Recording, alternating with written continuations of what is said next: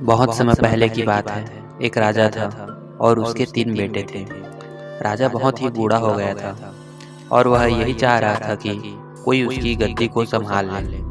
एक दिन राजा ने अपने तीनों बेटों को बुलाकर बोला, आज मैं तुम लोगों को एक काम के लिए बुलाया हूँ। सब लोगों को अपना काम बहुत ही ईमानदारी से करना होगा। राजा के इन तीनों बेटे संकट में पड़ गए कि क्या करना होगा। लेकिन जैसे ही राजा ने बोलना शुरू किया, सब लोग चुप हो गए। राजा ने अपने तीनों बेटों का इम्तिहान लेना चाहता था और उसने अपने पहले बेटे से पूछा, अगर आपको किसी अपराधी को सजा देने को कहा जाए तो आप क्या दोगे? पहले ने बोला, मैं तो जेल में डाल दूंगा। फिर दूसरे ने बोला, मैं तो फांसी दे दूंगा।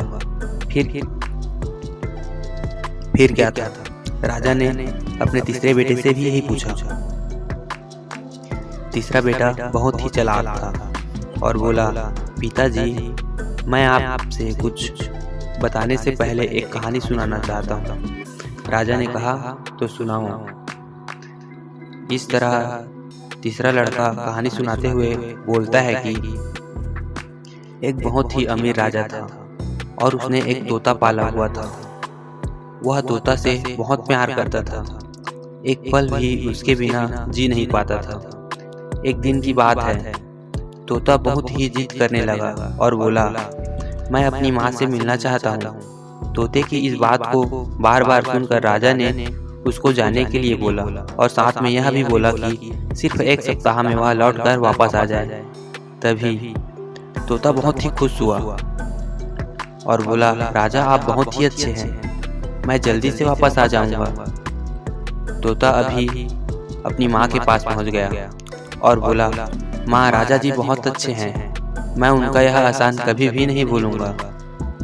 जब तोते को वापस आने का समय हुआ तो उसने सोचा, क्यों ना राजा जी के लिए कुछ तोहफा लेकर जाऊं। वह जंगल में एक ऐसा आम का पेड़ था जिसको खाकर कोई भी इंसान जवान और अमर हो जाता था।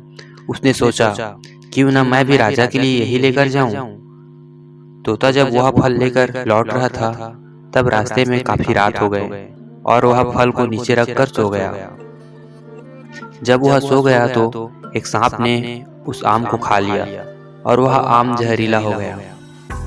तोता जब सुबह सोकर उठा तो आम को लेकर राजा के पास गया और बोला, महाराज, मैं आपके लिए एक ऐसा फल लाया हूँ जिसको खाकर आप जवान और अमर हो जाएंगे।